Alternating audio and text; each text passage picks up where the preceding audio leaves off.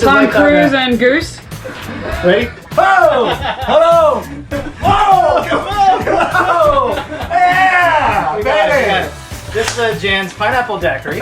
We use pineapple rum, lime juice, and some simple syrup, but we didn't have simple syrup. And we don't do that dance for just anybody. You guys are special. Our final days in St. Martin were extra special because of the new friends that we had made. But it was definitely time to say goodbye and set sail for the U.S. Virgin Islands. Bye! We love you guys! Woo! Bye, Nat! Bye, Nika!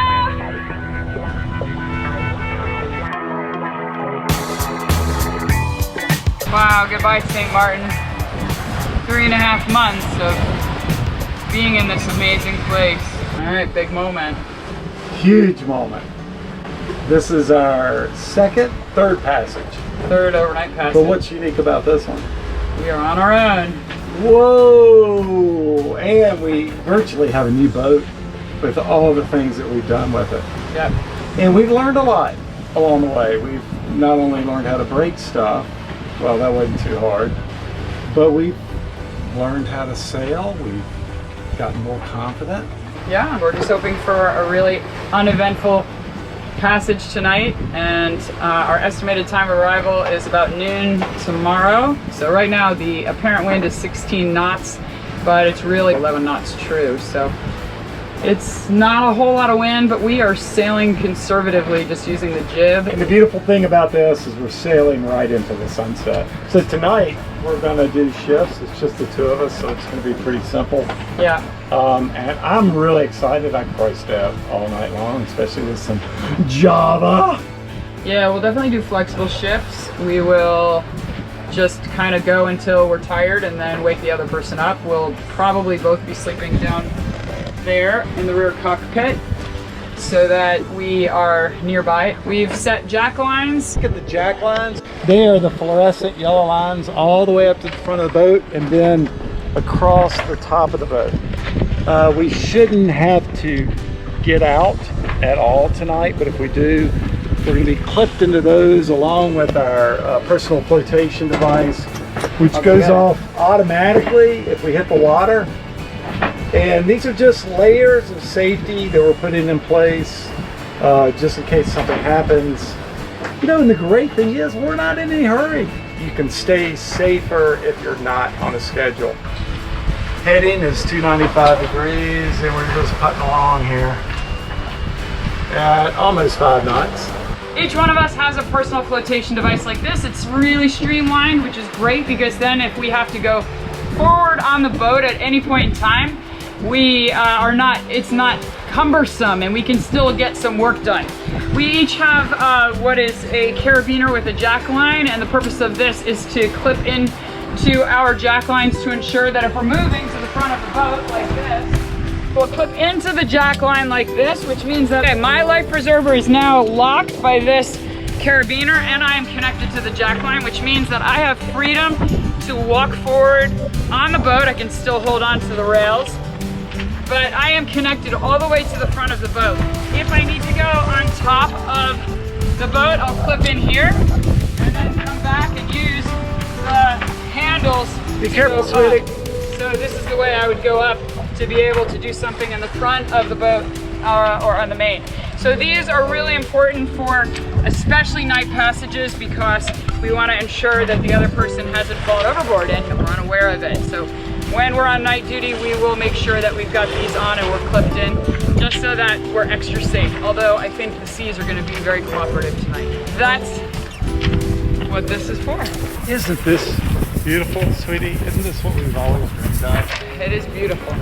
And a little nerve-wracking. Certainly doing a night passage is not for the faint of heart, but there is almost a full moon tonight, and so we should get a lot of moonshine, which will really help. And another thing is you always want to depart with daylight, and you want to arrive during daylight. This is the way to make a night passage because it's too long to do during the daytime.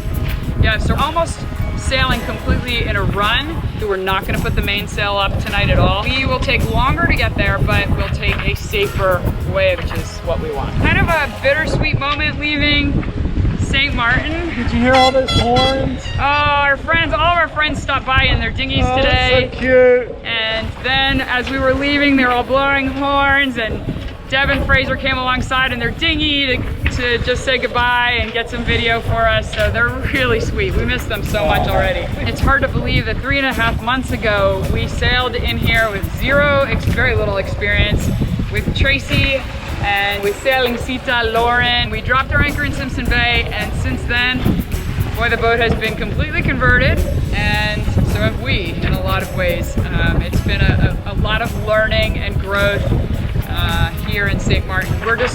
We couldn't be more thankful for the people of St. Maarten, for everyone we worked with. The locals that we interacted with have been absolutely amazing on both the Dutch and the French side. Truly amazing people. And we'll be back one of these days. We definitely will be back. It would be lovely to be able to just stay here, but there's a big world to see out there. Guys, thanks a lot for coming along with us. If you like entertaining and informative videos like this, hit that subscribe button if you hadn't already.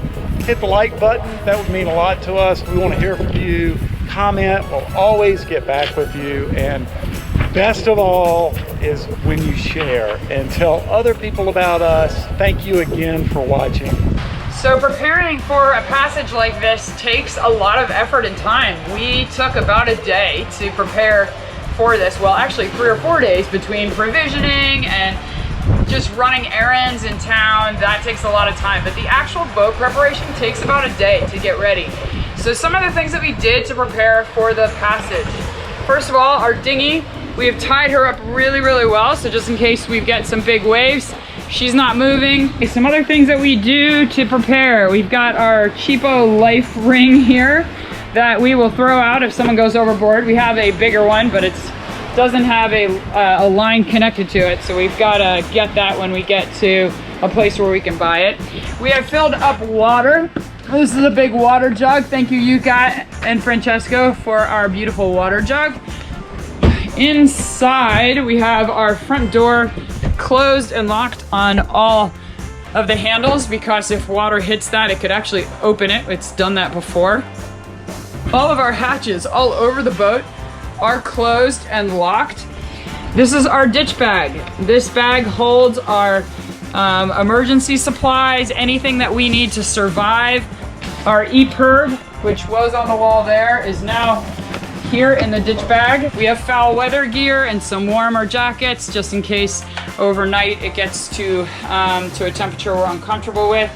Snacks prepared so that we can just grab and go. Some fruit that we can also grab. All of our navigation charts and our captain's log, which we'll record as well. Also, we have secured all of our glasses and our appliances to make sure that nothing flies off and breaks down below. Again, we've got beautiful seas tonight. I think we only have 3 to 5 foot swell, so that won't be anything bad at all. And we're riding the swell in the direction of it, so that should be really comfortable for tonight.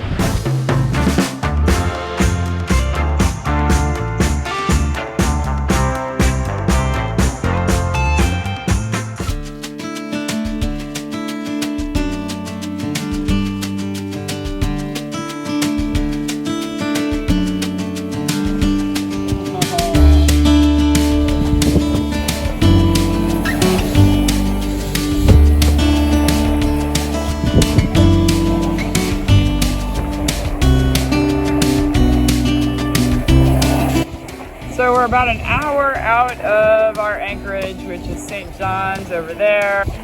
And it's been a good, uneventful sail. We just got to see dolphins. Rough sail, a lot of banging. Neither of us got sick, but I did feel queasy. We are looking forward to getting into a protected bay and getting some sleep.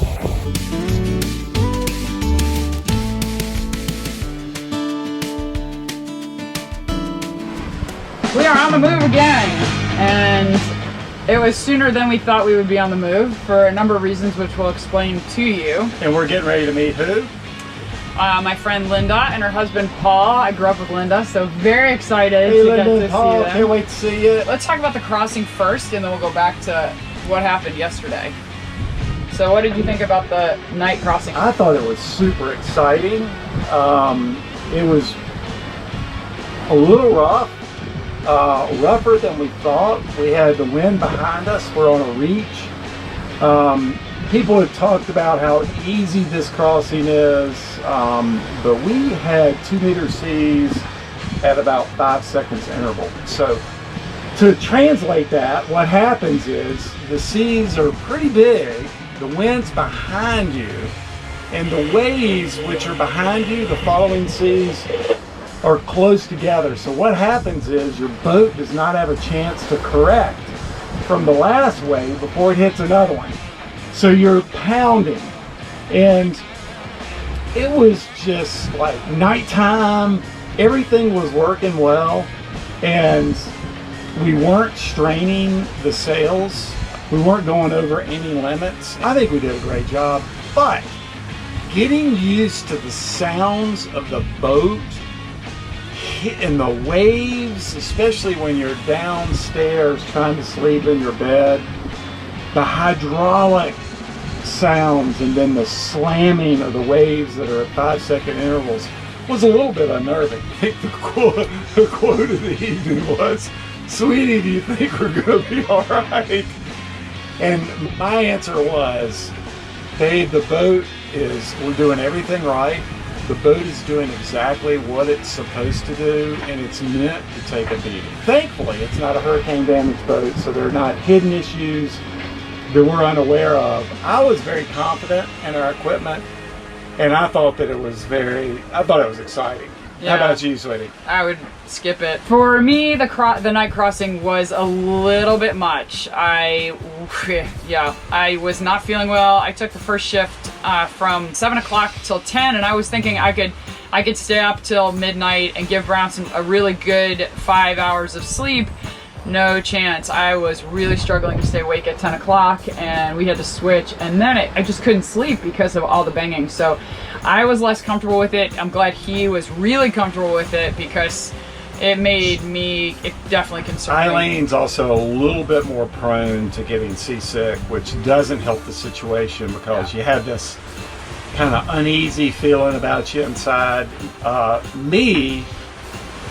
Listen, I couldn't sit down and eat something or whatever, but me less so I had a little advantage there. We arrived in Round Bay without any issue, and it is recommended by the Cruiser's Guide.